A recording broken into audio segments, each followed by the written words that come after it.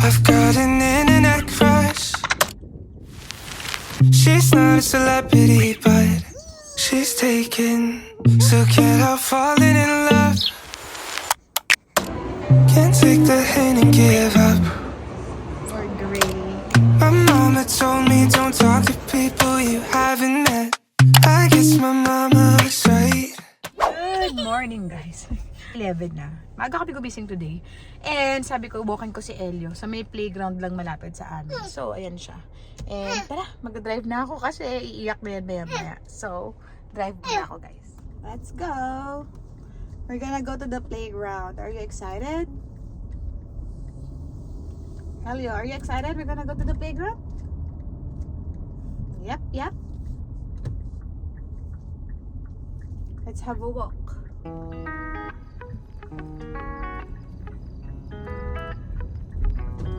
Ganda ng sun.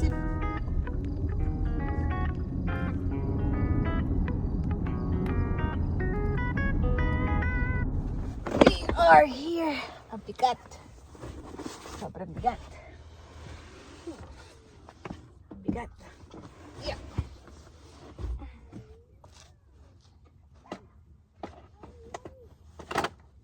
Dito na kami sa playground. Gala na naman ang bebe. Oopsie, sorry. Close. Yan. Wala na naman tao dito. Kami na naman. Solo na naman namin ng playground. Kaya tatamad ang mga tao mag-playground dito, no? So, ayan. Walking na kami ni Elio. Hindi ko lang siya makatulog. And then later magpapahinga na ako. Normally dito sa track na to, nakaka-10 ako. So pang 6 ko na. Try ko pang dagdagan. Kasi gusto ko 1 hour ako naglalakad. Pag may mga opportunities na may araw na ganyan. So nag-walking talaga ako for 1 hour.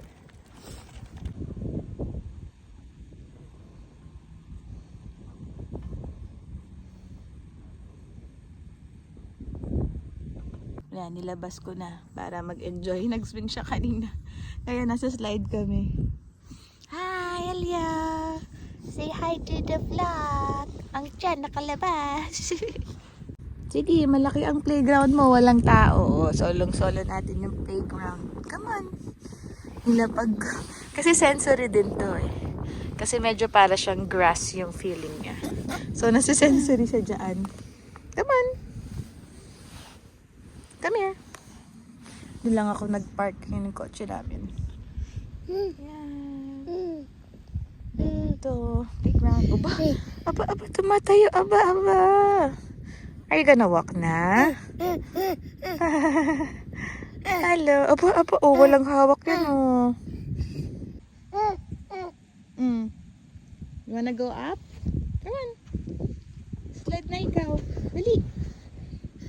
Alam, maglalakad na yan, oh. Come here, mama. Come here. Ay, yung medyas.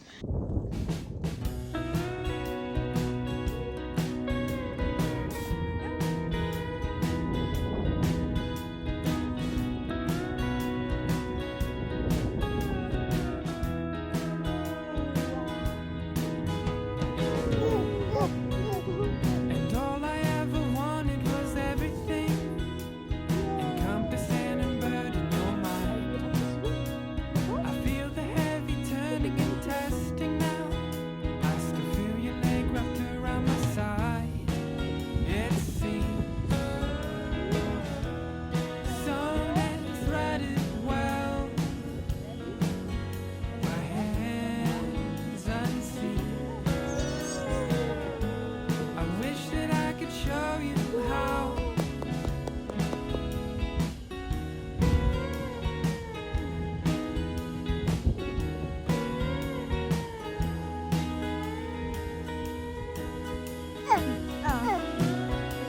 The sun is setting, so you reach for your phone.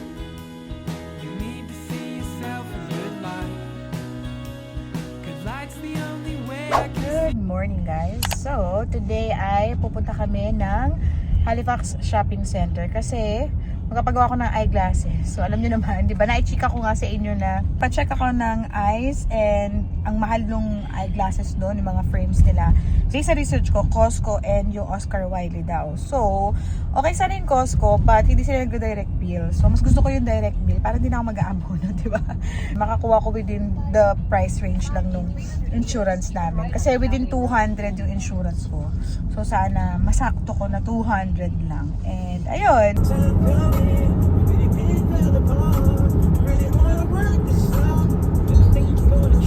Okay, so nandito na ako sa iShop. And then, di-check ko lang yung mga eyeglasses. Medyo pricey din, pero carry na compare doon sa pinuntahan ko na una. So, titingin lang ako ng frame na fit sa eyes ko. So, shape ng face ko. So, ito. Mag-test tayo.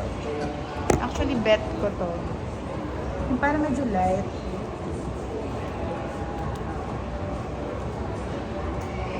Ayo. Wheat. Meron akong bet na isa kanina. Ayun. Parang masyadong weak. Ito, parang bet ko to. Ito yung medyo bet ko. Ayan. Pero para naman ako. Para masyadong mabigat yung frame niya. Gusto ko yung mga magagaan ng na lens. Ito.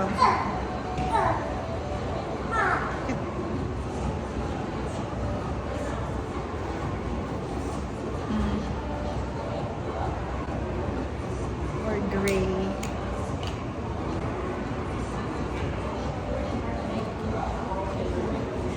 Ay, ang kapal.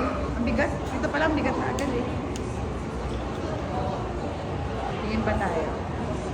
Yan, ang dami. Actually, parang ganito yung style nung binibilan ko sa Pilipinas. Pero online siya. Nakalimutan ko lang yung pangalan. Pero parang ganito. Din yung mga styles. Ayan, cute to. Gold. Ito, gray. Ito, kamusta? Gold. Kain na kami. Kain ni Kuya ay A&W. Ito pa, Kuya, oh.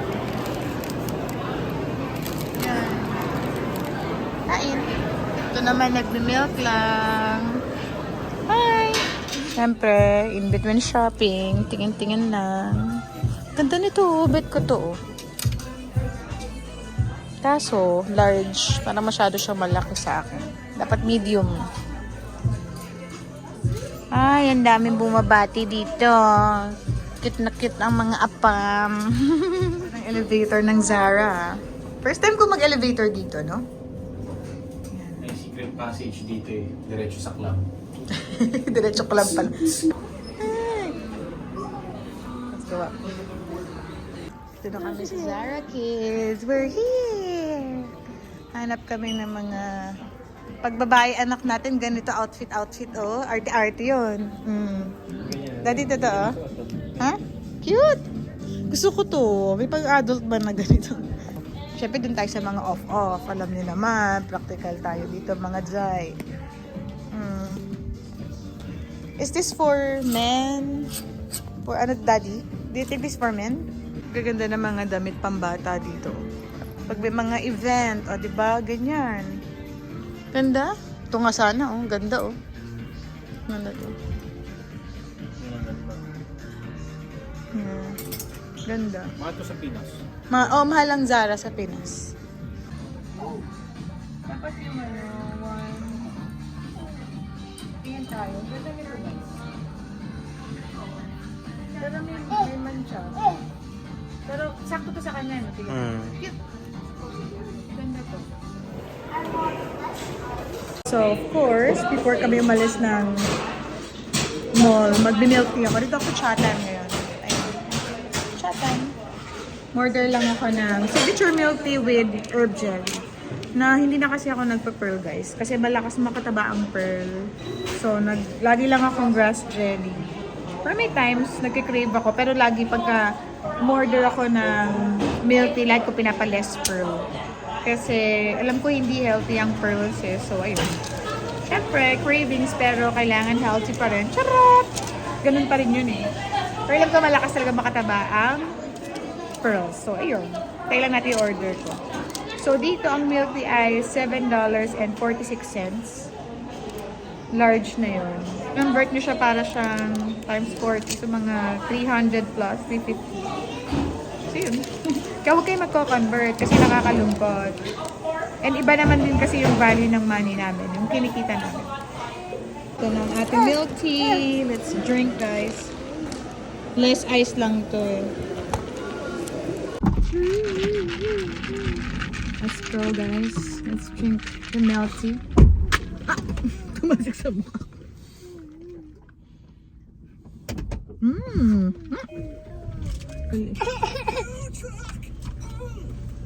Nandito lang ako saglit kasi si Daddy Leo ay pumunta ng kotse. Nakalimutan namin yung eco bag namin.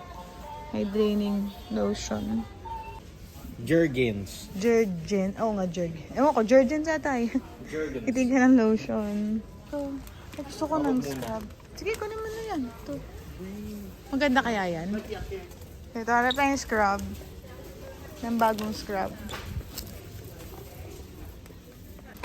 Ano lang. BB oil. What is that, kuya? Ano yung green? Ano yung pinagkaiba ng green sa... Parang gusto ko to. Pang scrub ba to? Sea sponge. Yan, kuha din kami ng alcohol kasi wala na kaming stock. Dito pala napakaraming sunscreen, oh. But, hindi ko alam kung magaganda ba to.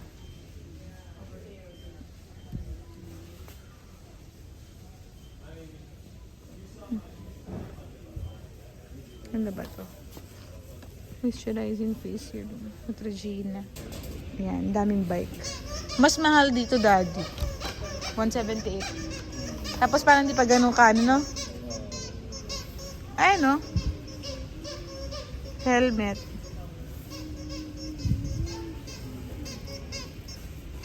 Yung chocolates. $3.84 na lang. Rabbits. Kasi ito Easter chocolate nila. Pero nalala ko, sinil pa nila to. Parang $1 na lang. Last year. So, mali mo, isil pa yan. Ayan, oh. Ito okay to. Ito okay din tong gray ko. Gray ko ba to? A Trooper car seat. Ito ba yun? Extra legroom. 160. Ito, 149 lang.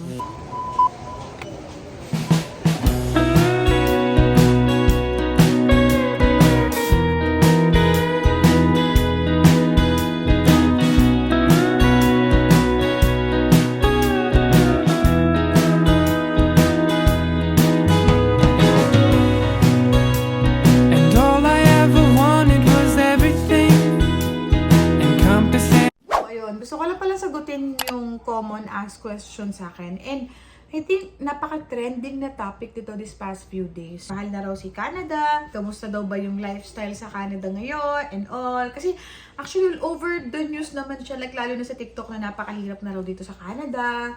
Totoo naman siya. Honestly kami ni Daddy Leo, lalo nang naka-maternity leave ako, yung income na pupasok sa amin is halos kalahati lang. Parang bawas talaga. Kaya kami ni Daddy Leo ay nagsisave din. Kaya ang ginagawa namin to save, pag nag-grocery kami, great value yung mga brands mostly na binibili namin. Kasi para siyang ano sa atin, yung bonus. Di ba sa SM meron silang parang budget meal na brand or yung mga selection. Bonus tawag doon. Sa amin, great value. Parang ganito. Tulad itong pepper. Ayan. So, syempre, pare-pareho lang naman yung lasa niya. So, doon sa great value. Makakatipid tayo, di ba? Like, oatmeal. So, ayan. Great value na lang binibili ko. Kasi laking tipid na competitors niya na brand. Parang mga $1 off din siya. So, yung bread namin, great value. So, yun. Yung mga bagay na makakatipid ka talaga, kailangan mo mag-adjust kasi nag-inflate. And to answer naman the question na ang hirap na raw ng buhay dito sa Canada, that's true naman. Pero I think not just Canada, kahit naman umuwi ka ng Pilipinas, mahirap pa rin naman yung buhay eh. Magkakaiba lang talaga ng pros and cons. So like dito, honestly, ang unfair ng taxing system ni Canada. For me ha, kasi though, alam mo yun, lagi naman sila nagbibigay ng support, pero kawawa talaga pagka yung income mo is nasa middle to upper or higher kasi mas nagpo-provide sila ng support dun sa mga, alam mo na, yung mga low-income families, which is in a way, unfair kasi parang feeling ko, lalo nagiging tamad yung mga ibang Canadians na hindi naghanap ng work kasi feeling nila, may support naman sila nakukuha from the government. And yung nakukuha nilang money is from the tax na malaking binabayad ng tax sa mga taong doble-doble magkayod. Kaya dito talaga nakaka-demotivate na mag 2 jobs ka, by the end of tax filing, magbabayad ka lang. Yun lang yung ayaw ko talaga dito sa Canada. But, going back, yun nga, sabi nila nag-inflate na dito, ang hirap na daw ng buhay. Parang I believe hindi naman Canada ang naghirap or what. Parang feeling ko all over the world naman siya. Like Pilipinas, napakamahal na ng mga bilihin daw. Pag tinatanong ko yung mama at papa ko kasi nandun sila ngayon, sobrang taas na raw ng bilihin. Parang 1,000 lang daw, sobrang konti na siya sa grocery. Alin dito, ganun din naman. Pero dito kasi, actually, ang grocery dito, carry pa eh.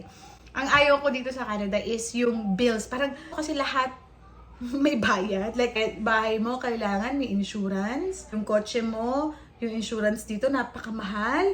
Kasi Pilipinas, naalala ko, binabayaran ko insurance is per year, kasi hindi siya ganun kalaki.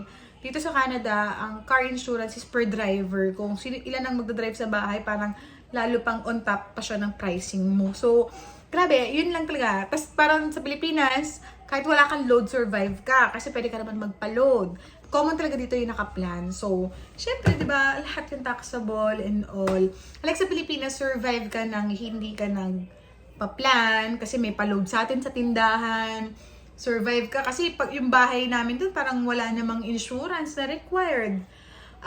Unless naka-home loan ka sa Pilipinas with the bank, required yung insurance. Pero yung insurance is once a year lang siya. Dito, monthly ang insurance. So, may mga pros and cons talaga each country. And depende na lang din sa inyo yun. Like in our case, as of now, kami ni Daddy, we decided to stay here, not permanently. So, kung may mga tatanong sa inyo, gusto ba namin dito mag-settle down? Honestly, hindi pa.